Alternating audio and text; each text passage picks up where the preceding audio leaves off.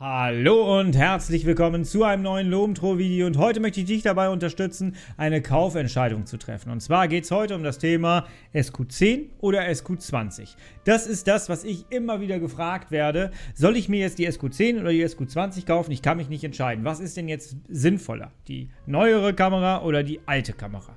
Ich habe da mal auf Instagram eine Story zugemacht, wo ich Vor- und Nachteile aufgezählt habe und das Ganze veranschaulicht habe.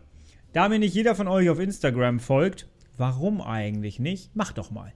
Und ist es so, dass ich mir gedacht habe, wir machen das jetzt einfach mal hier. Und alles, was ich euch jetzt gleich präsentiere, das findet ihr unten in der Videobeschreibung als PDF zusammengefasst. Könnt ihr euch ausdrucken, könnt ihr euch einfach nur am Bildschirm angucken und könnt euch das in aller Ruhe auch nochmal durchlesen. So, fangen wir einfach mal an.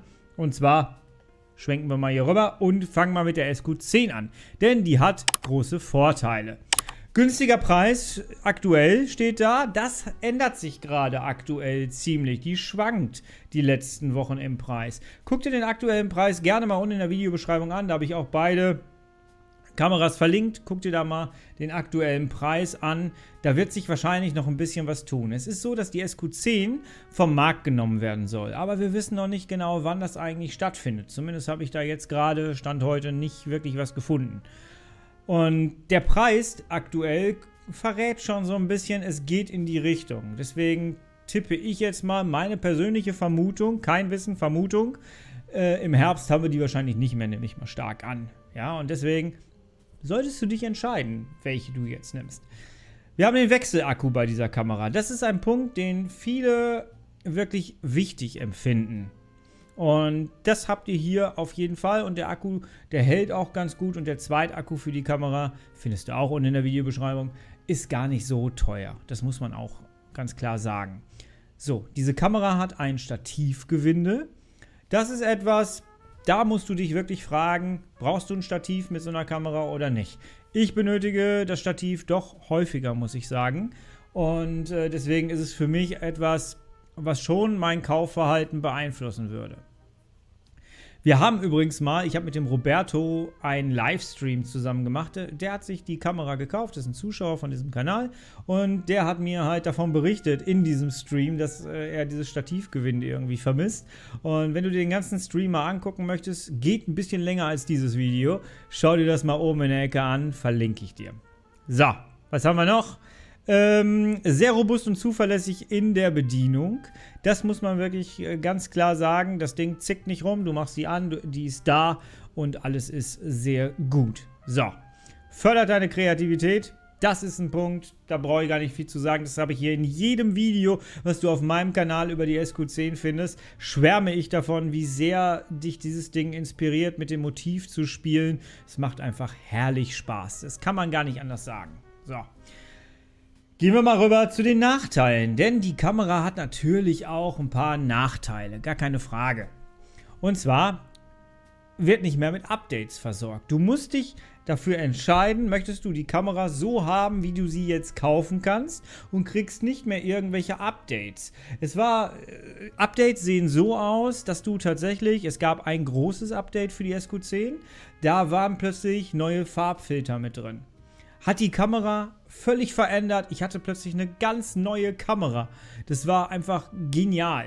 Und da musst du dich entscheiden, reicht dir das, was du hast? Die sind natürlich jetzt da drauf. Ne? Es gibt ein Firmware-Update, das du dann machen musst, wenn du die Kamera kaufst. Gar kein Problem. Auch da habe ich ein Video zu gemacht. Ist sehr einfach. Verlinke ich dir oben in der Ecke. So. Und ja, soll vom Markt genommen werden, ist auch ein Nachteil.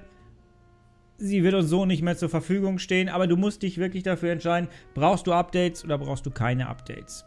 Das kann dir keiner abnehmen. So. Gewicht ist ordentlich. Das muss man wirklich sagen, wenn du die Kamera in der Hand hast, die ist schon ein bisschen was, ne? Und die merkst du auf dem Rücken. Das ist einfach so. Aber du hast halt einen ganzen Drucker dabei, das muss man ja auch dazu sagen, ne? So. Großer Nachteil ist, und das ist eigentlich der größte Nachteil an dieser Kamera, das ist, ihr seht es auf dem Foto, das ungeschützte Objektiv. Eine Sache, die ich überhaupt nicht nachvollziehen kann, wie man eine Kamera auf den Markt geben kann, wo das Objektiv nicht geschützt ist. Es ist recht robust, gar keine Frage, aber ich passe auch sehr, sehr höllisch auf und ihr solltet, wenn ihr euch diese Kamera kauft, solltet ihr auf jeden Fall eine Tasche dazu kaufen. Das ist ganz, ganz wichtig, damit ihr wenigstens ein bisschen Schutz für diese Linse da habt. Das ist schon enorm wichtig. Ja. So. Ja, und sie hat natürlich weniger Funktionen. Aber das sind wirklich Filter und sie kann kein Video. Das ist halt etwas, da ist die Frage, brauchst du das oder brauchst du sowas nicht? Ich habe übrigens zu den SQ20-Funktionen ein komplettes, umfangreiches Video gemacht mit allen technischen Daten und so weiter. Findest du auch oben in der Ecke. Kommen wir zu den Vorteilen der SQ20. Ja, wird mit Updates versorgt, ne? Ist der größte Vorteil. Du kriegst halt regelmäßig, die Intervalle sind nirgendwo zu finden, aber du bekommst halt weiterhin Updates und da brauchst du bei der SQ10 überhaupt nicht drauf hoffen. Hat mehr Filter, das ist etwas, wenn dir das wichtig ist. Du hast halt ja, ein paar Farbfilter mehr. Wie viel das sind, wie umfangreich das ist, guck dir mein anderes Video an, da gehe ich da einzeln drauf ein. Dann hast du eine Zoom-Funktion, ist etwas, was ich erstmal sehr schön finde, aber man muss auch sagen, es ist ein Digital-Zoom. Verzichte drauf. Ne? Aber es ist erstmal ein Vorteil, sie hat eine Zoom-Funktion. Sie hat eine Videofunktion, habe ich gerade erzählt. Du kannst also Videos machen und kannst daraus dann ein Foto raussuchen und kannst das dann ausdrucken. Bei Bewegbildern, bei Kinderbildern ist das sehr, sehr cool, weil Kinder halten ja auch nicht still, wenn du von denen ein Foto machen willst. Und dann machst du einfach ein kurzes Video und suchst dir eine Sequenz raus und druckst die einfach aus.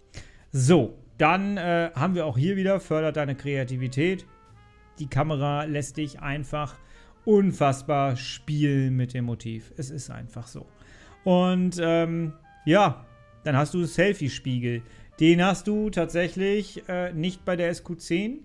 Ich vermisse ihn. Es ist tatsächlich so, wenn du dich zu zweit zum Beispiel zu einem Selfie zusammenstellst und hältst die Kamera so, du siehst nichts. Du kannst es ein bisschen erahnen, weil das Objektiv sich spiegelt. Aber ein Selfie-Spiegel ist wirklich ein großer Vorteil, finde ich. Auch wenn es nur so ein kleines Gimmick ist, ne? Aber es ist schon nicht verkehrt. So, Nachteile der SQ20 haben wir gerade schon gesagt, es fehlt ein Stativgewinde. Warum die da keins reingebaut haben, keine Ahnung. Keine Ahnung, ich verstehe es nicht. Da musst du für dich wissen, brauchst du ein Stativ oder brauchst du kein Stativ. Ich weiß nicht, wie oft du eine Langzeitbelichtung zum Beispiel damit machst, kannst du machen. Aber da brauchst du definitiv ein Stativ für. Wie man das jetzt ohne machen soll, ich weiß es nicht. So, dann hast du einen verbauten Akku. Das heißt, du kannst keinen Akku einfach mal eben wechseln. Brauche ich persönlich nicht. Ich habe aber mitbekommen, unter den Kommentaren der anderen Videos wirst du das auch sehen, dass viele Leute sich darüber aufgeregt haben. Also da musst du für dich individuell entscheiden, ist dir das wichtig, dass du den Akku mal eben wechseln kannst oder ist dir das Humpe? Also, ne, das musst du für dich entscheiden. Du merkst, das ist eine individuelle Geschichte. So, dann hast du Auslöseknöpfe sind gewöhnungsbedürftig. Das habe ich immer wieder gehört, dass die nicht mehr so schön ergonomisch sind. Auch darauf sind wir in dem Livestream eingegangen, wie bei der SQ10. Ich habe die 20 einmal in der Hand gehabt. Ich fand die jetzt nicht so schlimm, diese Knöpfe. Aber Leute, die das Ding besitzen, haben mir schon zurückgemeldet, ja, die sind schon sehr gewöhnungsbedürftig, die Dinger. Du rutschst da sehr schnell ab, manchmal triffst du nicht richtig. Das wurde mir alles schon so berichtet. Du findest, wie gesagt, die ganzen Funktionen, Vor- und Nachteile, habe ich dir alles zusammengefasst zu einem PDF. Habe ich dir unten verlinkt, kannst du einfach draufklicken, dir kostenlos runterladen und dann kannst du dir das in aller Ruhe auch nochmal so auf dem Handy angucken und musst nicht immer wieder dieses Video abspielen. Wobei das auch schön wäre, wenn du es machen würdest. So, ich hoffe, ich konnte dem einen oder anderen ein bisschen helfen, diese Entscheidung für sich zu treffen. Denn ich kriege diese Anfragen einmal pro Woche mindestens.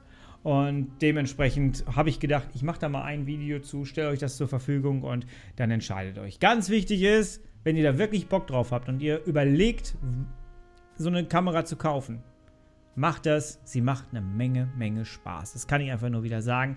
Sie macht eine Menge Spaß. Ja.